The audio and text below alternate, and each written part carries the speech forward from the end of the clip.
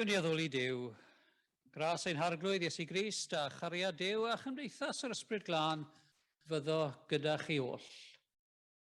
Sanctaidd wyt ti, Dduw ein creawdwr. Sanctaidd wyt ti, Grist ein gwaredwr. Sanctaidd wyt ti, ysbryd ein diddanydd. Dragwyddol Dduw, yr wyt wedi dy ddatguddio dy hun yn dad, mab ac ysbryd glân. Ac yr wyt yn byw ac yn teyrnasu mewn undod perffaith cariad.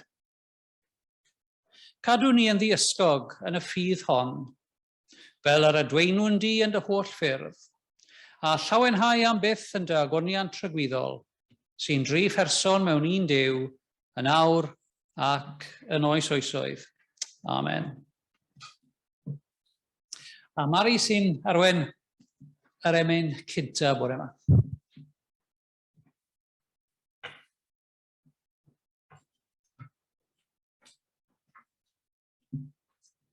Rhif yr emyn 139.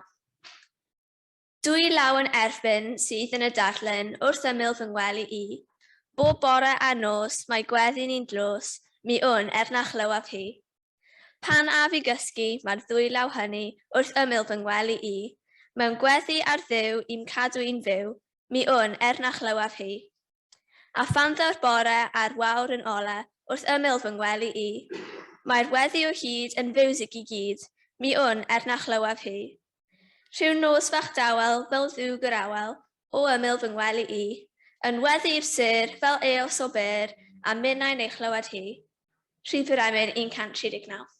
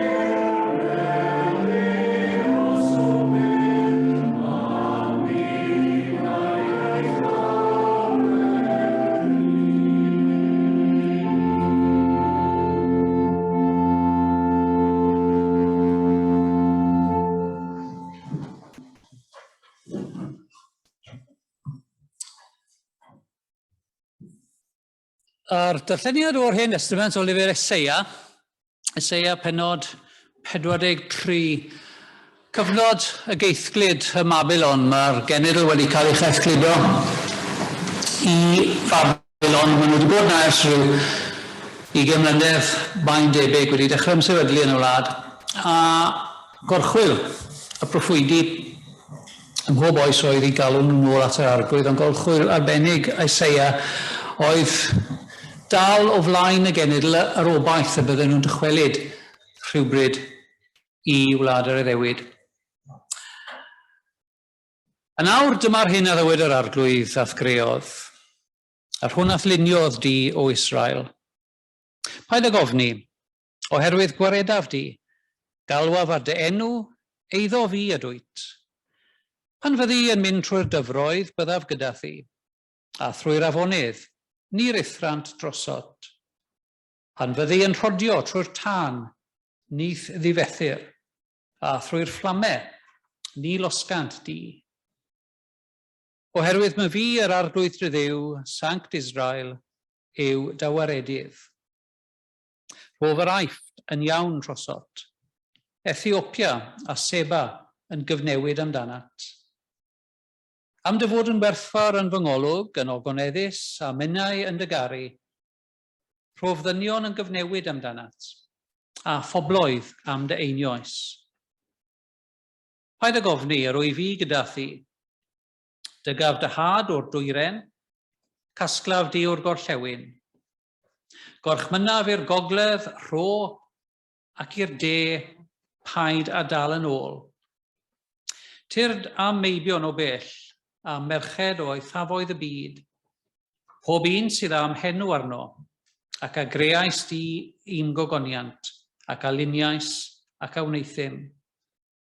Dygwch allan y bobl sy'n ddall, bod llygaid ganddynt, a rhai sy'n feddar, bod clistiau ganddynt. A mae'r holl bobl wedi eu casglu ynghyd a'r bobloedd wedi eu cynnill. Pwy yn ei plith a fynega hyn, a chyhoeddi ni y pethau gynt? Gadewch iddynt alw tystion i brofi yr achos, a gwrando a dyfarnu ei fod yn wir. Chwi yw fy nhystion, meddy'r arglwydd. Fy ngwas a etholais, mwyn i chi gael gwybod a chredu ynof, a deall mai my fi yw Duw. Nid oedd Duw wedi ei greu o'n blaen, ac ni fydd un ar fy ôl. My fi yw'r arglwydd, ac nid oes weredydd arall ond my fi. My fi a fi'n mynegu, yn achub ac yn gyhoeddi, pan nad oedd Duw dieithr yn eich plith. Ac yr ydych chi yn dystion i mi, meddy'r arglwydd, mai my fi yw Duw. O'r dydd hwn, my fi yw Duw, ni all neb weredu o'm llaw. Beth bynnag a wnaf, ni all neb ei ddad wneud. Byddai'n bendith diwedd y darllen o'i air. Amen. 220. Arglwydd rwy'n glywed sŵn dy eiriau glân, geiriau pur y bywyd, geiriau y tafod tân. 220.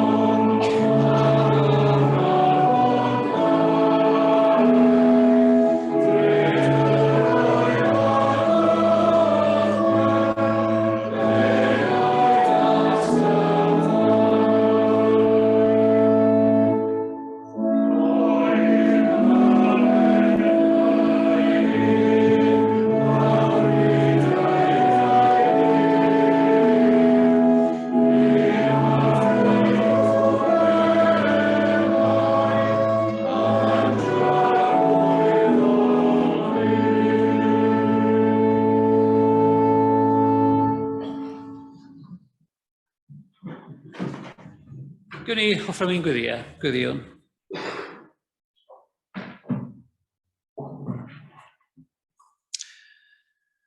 Gwyddion arglwydd am y tangnefedd o ddichod ac am iachawdwriaeth pawb oll.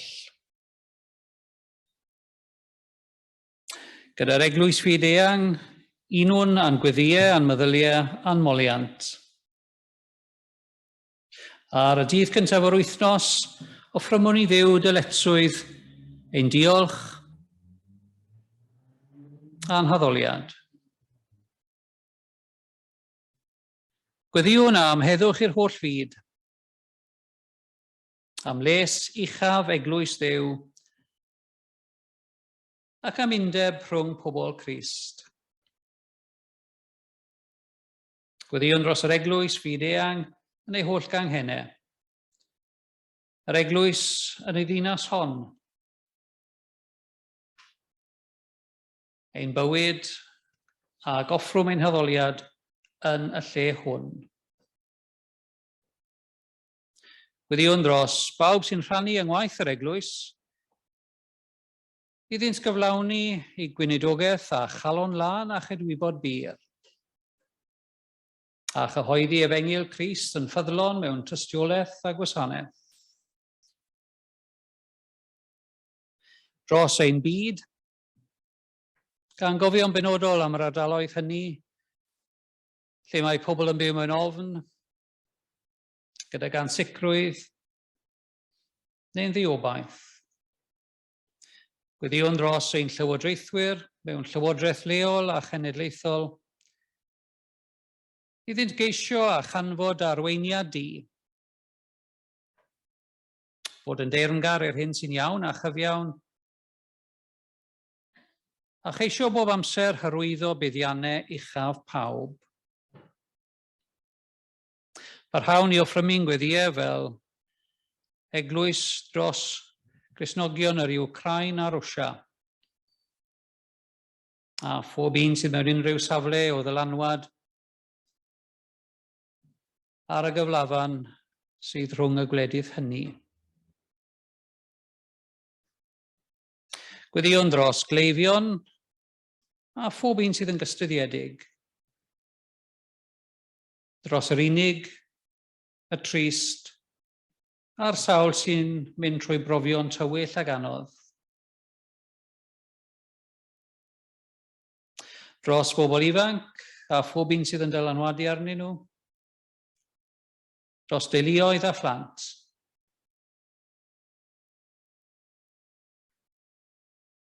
Gwyddiwn dros y tlawd yr anghennus, y newynog a'r digartre. Dros ffoaduried a phob un sydd yn ceisio a pethau hynny, yr ydym ni yn ei cymryd yn ganiataol.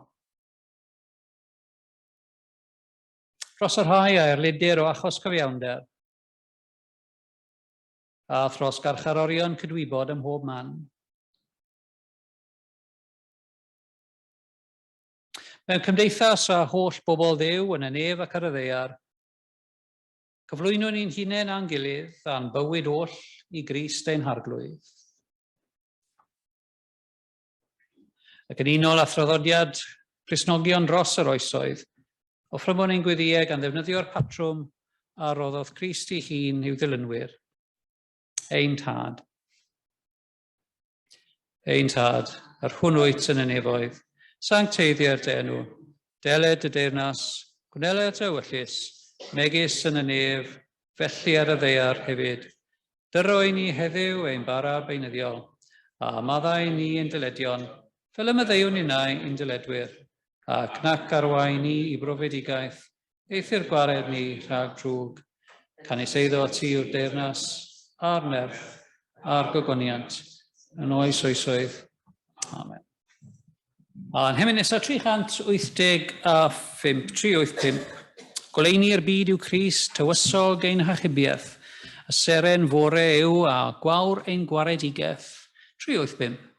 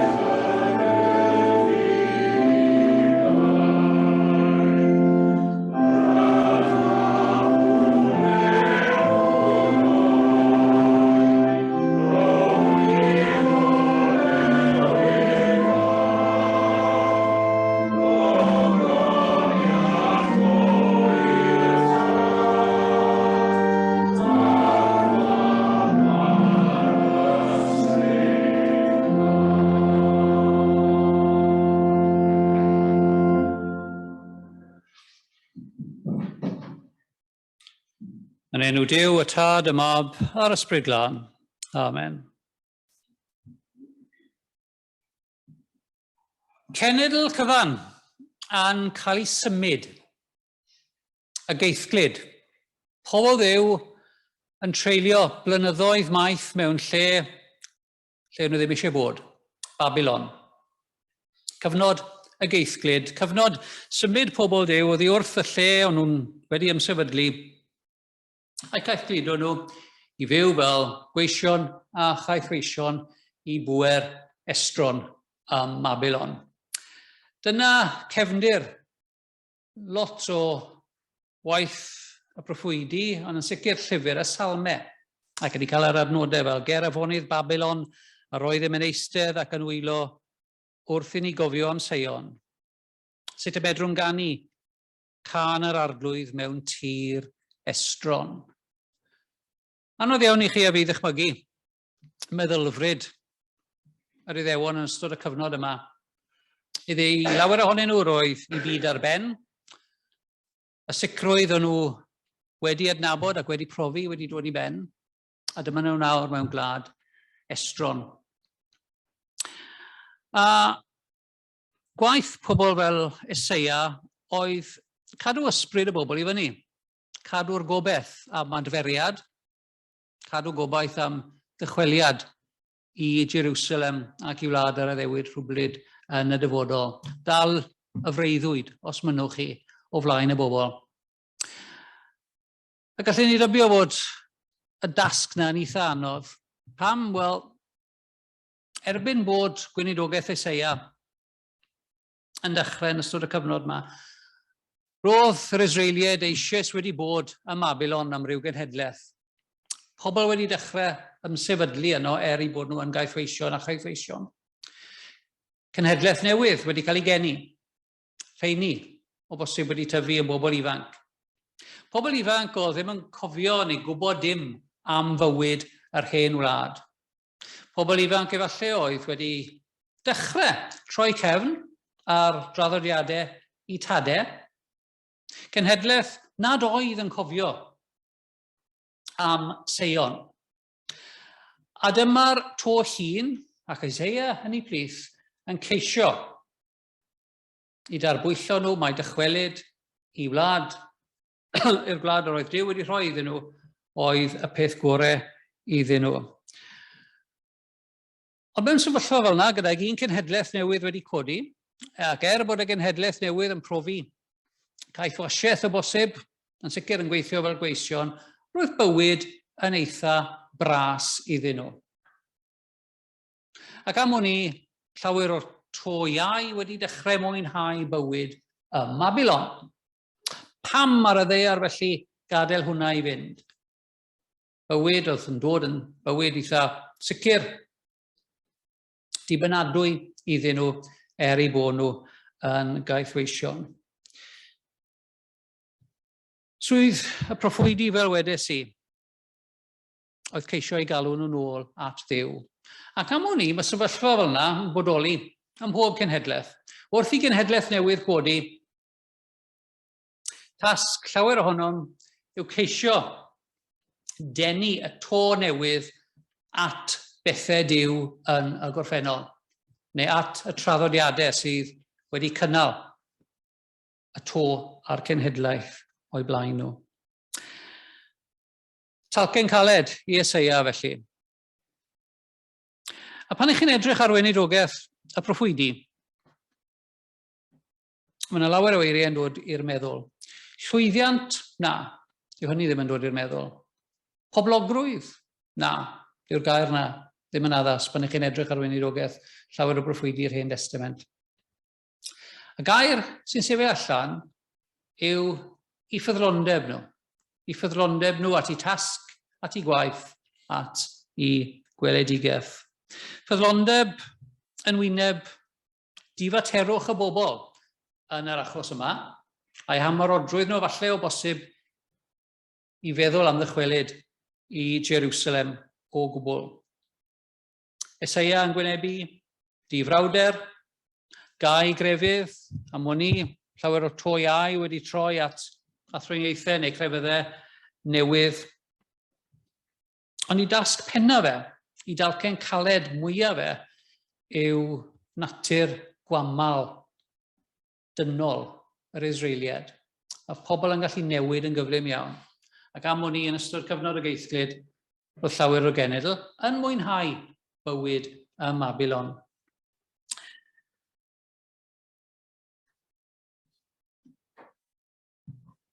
Pan I chi'n edrych dros hanes yr eglwys, dros y canrifoedd, yr un yw tasg yr eglwys ym mhob oes, ceisio cynnig I genhedlaeth newydd, rhywbeth sydd wedi cynnal y genhedlaeth o'i blaen hi. A mae hynny'n anodd.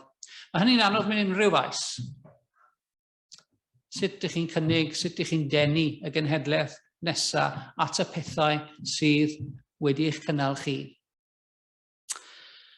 Eseia yn trial mor galed, darlunio bywyd fel y dylai hi fod. A'r peth mae hi'n wneud yw syrthio nôl a be mae Duw wedi wneud yn y gorffennol. Mae'n tynnu sylw pobl ar genhedlaeth newydd nôl at y gyfamod mae Duw wedi wneud ar genedl yn y gorffennol. Mae'n gerell nôl at sylfaeni I ffydd.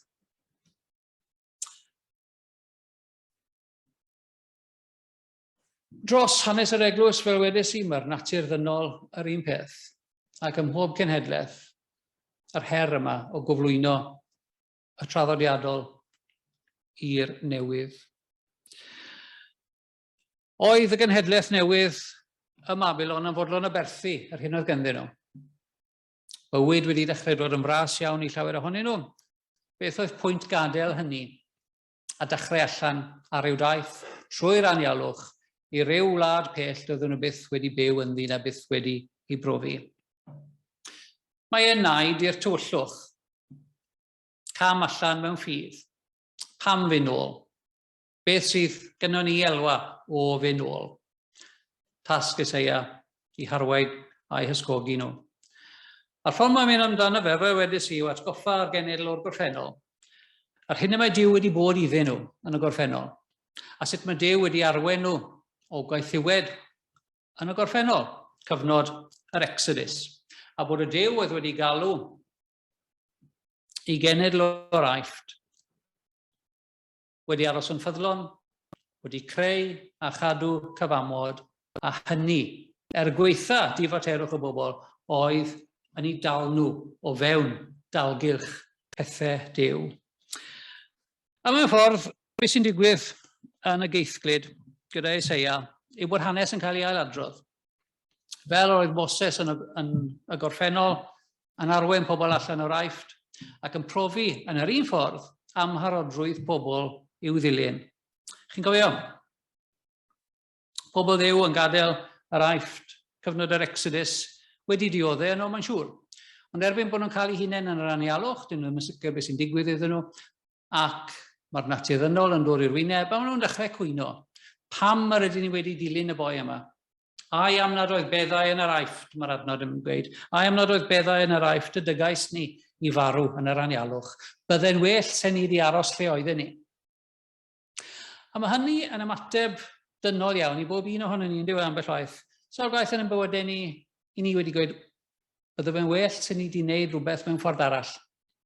Neu bydde'n well se ni wedi aros lle oedden ni. Yn hytrach na sylweddoli bod Duw yn ein harwen ni I symud ymlaen gydol ein bywydau ni. Nid y môr coch sy'n o flaen Eseia, ond yr afon Iwffrates. Ond, mae Eseia yn sylweddoli yr un Duw sydd gyda ni. Yr un Duw sydd wedi arwen Moses, Joshua yn gynt. A nid am y tro cyntaf mae Duw yn galw, ond mae'r bobl yn betrisgar. Yn Saesneg, mae'n ddywediad, God is calling and the people are stalling. God is calling, but the people are stalling. Mae Duw yn galw, ond y duedd naturiol dynol yw aros yn ôl, hongian yn ôl. A mae hynny'n wir amdano ni yn ein bywyd fel eglwysi ni. Y cyfamod, meddai Eseia, yw'r hyn mae'n rhaid I bobl ddychwelyd ato fe, neu sylweddoli bod y cyfamod dal yno. Y cyfamod oedd yn cynnig i'r bobl, bod I bywyd nhw wedi newid, y sicrwydd bod Duw dal yn rhan o'r darlun. Ac mae yna edleisiau yn yr Hen Testament fan hyn o addewidion Crist yn nes ymlaen i'w eglwys. Ni chaiff holl bwerau angau y trechaf arni, y cyfamod newydd. Beth bynnag yn hamgylchiadau, beth bynnag yw'r wlad bell i ni'n profi ac yn teimlo ein bod ni ynddo fe am y rhaith. Beth bynnag yr heriau, mae'r cyfamod newydd yn aros. Ni chaiff holl bwerau trechaf arni. A beth yw'r arwydd o'r cyfamod hwnnw? Yn yr Hen Testament, y bwa, yr enfus yn y ffurfafen.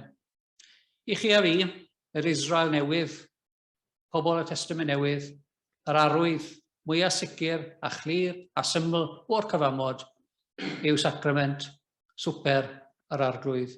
Gwnewch hyn cof amdanaf, lle bynnag y byddwch chi yn y byd, beth bynnag yw eich profiad chi, beth bynnag yw eich sefyllfa chi, mae hwn yn aros. A hwn, ar ddiwedd y dydd, sydd yn siarad yn ni am y cariad yna sydd byth yn ein gadael ni. Cariad y cyfamod newydd. Gwni roi at Duw mewn gweddiwn.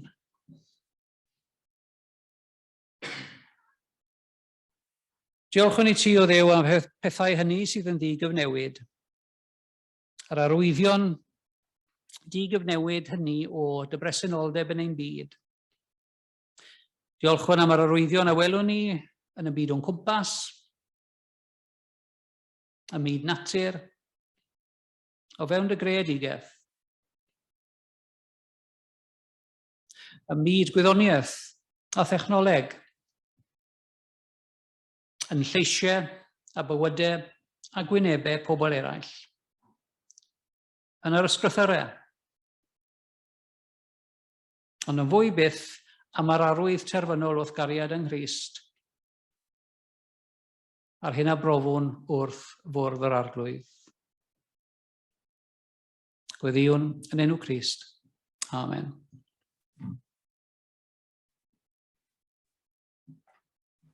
A'n hemyn wrth agosau at Fwrdd y Cymen 161, 161.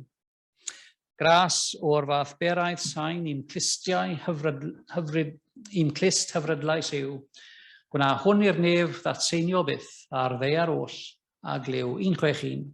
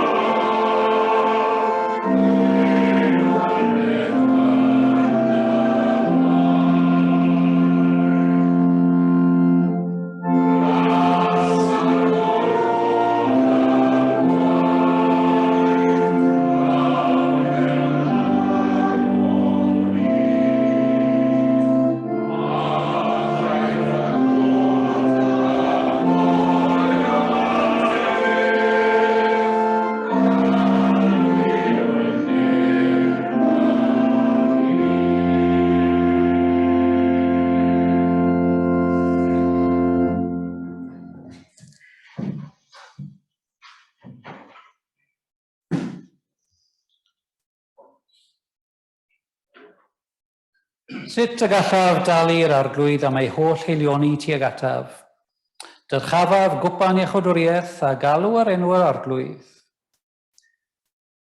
Do carodd Dyw y byd gymaint, nes iddo roi ei unig fab, mwyn i bob un sy'n credu ynddo ef beidio mynd i ddistryw, ond cael bywyd tragwyddol. Neu fod dad y mae pob calon yn agored i ti, pob dymuniad yn hysbys i ti, ac ni allwn guddio un dim oddi wrthyt. Glanhau'n calonau a fflam dy ysbryd glân, mwyn i ni dygaru a thaddoli'n ffyddlon trwy Grist ein harglwydd. Neu fel dad, cyffeswn i ni bechu yn dy erbyn, mewn meddwl, gair a gweithred. Nid ydym wedi dygaru a'n holl galon, na charu ein cymydog fel ni ein hunain, ac yr ydym wedi methu gwneud yr hyn a ddylem. Mwyn dy fab Iesu Grist a fi farw drosom, maddau ni'r pobl aeth heibio, ac arwain ni yn ei ffordd ef, ffordd gwirionedd a chariad, fel y cerddwn fel plant y goleuni. Cyfarfyddwn yn enw Duw, creawdwr y bydysawd, ffynhonnell gwir ddynoliaeth, a'n tad ni oll. Cyfarfyddwn yn enw Iesu, a gair a wneithbwyd yn gnawd, gwaredwr ein dynoliaeth bechadurus, ac arglwydd pob peth. Cyfarfyddwn yn enw'r ysbryd glân, arglwydd a rhoddwr bywyd, ffynhonnell dynoliaeth newydd a'n hysbrydoliaeth ni oll. Arglwydd sanctaeth cyffeswn i ni dorri dorchmynion, a phechu drwy ein hunanoldeb, ein hangrediniaeth a'n balchder. Yn dy drygaredd dilea ein camweddau, a golch ni oddi wrth ein pechodau. Crea galon lan ynom, a chynorthwya ni i faddau i eraill, fel y maddeuais ti i ni. Oed i Dduw drigarhau wrthym, maddau ni a'n gwaredu oddi wrth ein holl bechodau, ein cadarnhau a'n erthu ym mhob daioni, a'n dwy'n i fywyd tragwyddol trwy ein harglwydd Iesu Grist. Amen.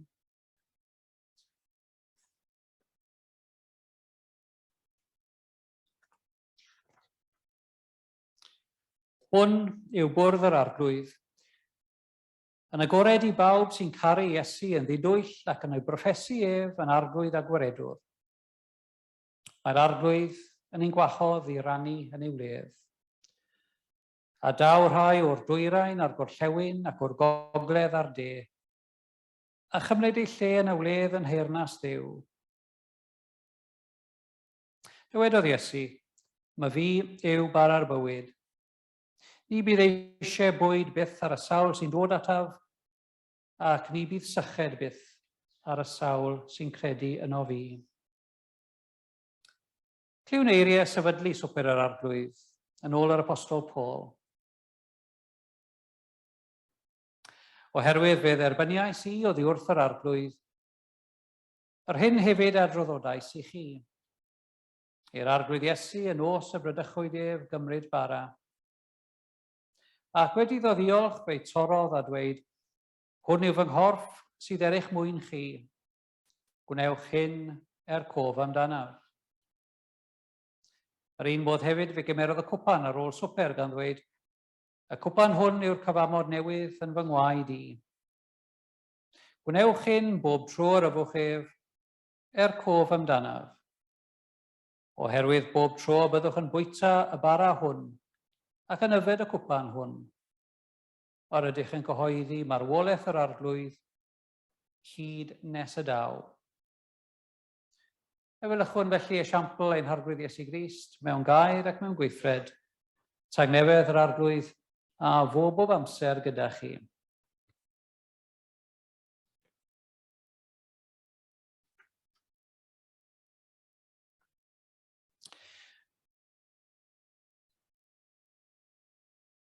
Mewn i fuddod i orchymyn yr arglwydd Iesu Grist ac cof amdano a gwnawn ni hyn.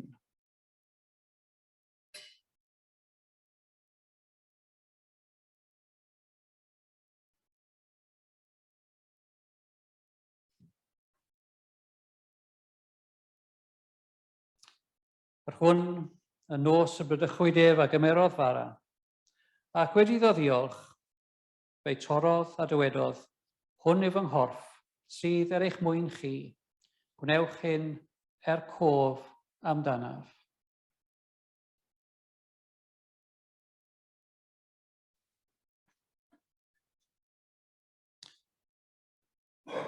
Yn yr un modd hefyd fe gymerodd y cwpan ar ôl swper gan ddweud, y cwpan hwn yw'r cyfamod newydd yn fy ngwaed i.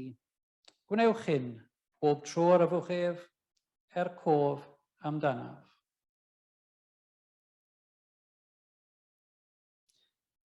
Iesu oen Duw trig ar hawr ddim.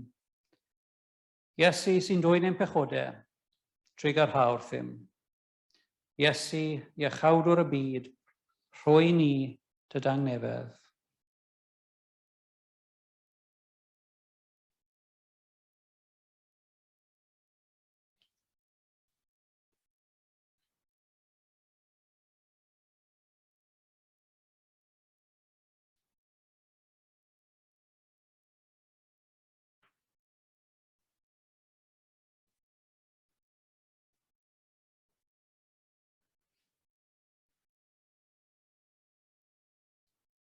Dewch yn nes a derbyniwch gorff a gwaed ein harglwydd Iesu Grist a roddwyd drosoch, ac yn borthwch arno ef yn eich calonnau trwy ffydd gan roddi diolch.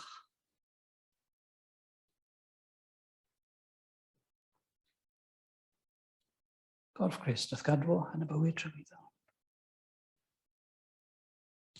Gorff Crist ath gadwo yn y bywyd trygwyddol.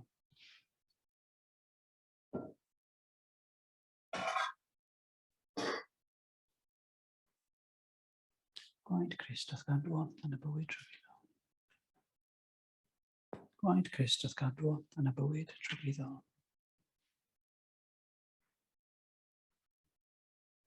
A'n hymyn ola, 222, tir datom ni o grewr pob goleuni, trodi ein nos yn ddydd, par i ni weld holl lwybrau'r daith yn gloiwi dan lewyrch gras a ffydd. 222.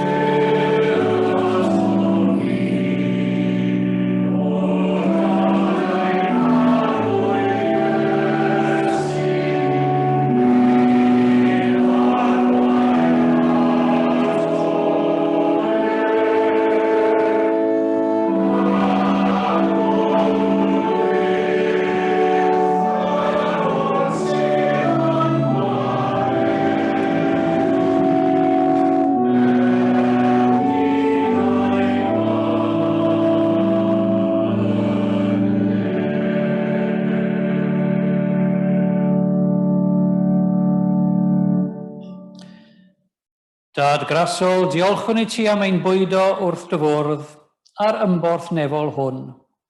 Oed i ni sy'n cyfranogi o gorff Crist, fyw ei fywyd at gyfodedig ef. Oed i ni sy'n yfed o'i gwpan, ddwy'n bywyd i eraill. Oed i ni a oleir gan ei ysbryd ddwy'n goleini'r byd. Cadw ni yn ddiogel yn y gobaith a sodaist ger ein bron, fel y byddwn ni a'r holl blant yn rhydd, ac y bydd y ddeiar gyfan yn clodfori dy enw. Trwy Grist ein harglwydd. Amen. Ewch mewn tangnefedd i garu ac i wasanaethu'r arglwydd, a bendith Duw holl a lliog, a tad y mab a'r ysbryd glân, a fwn eich blith ac ydrigo gyda chi ar awr hon ac hyd byth. Amen.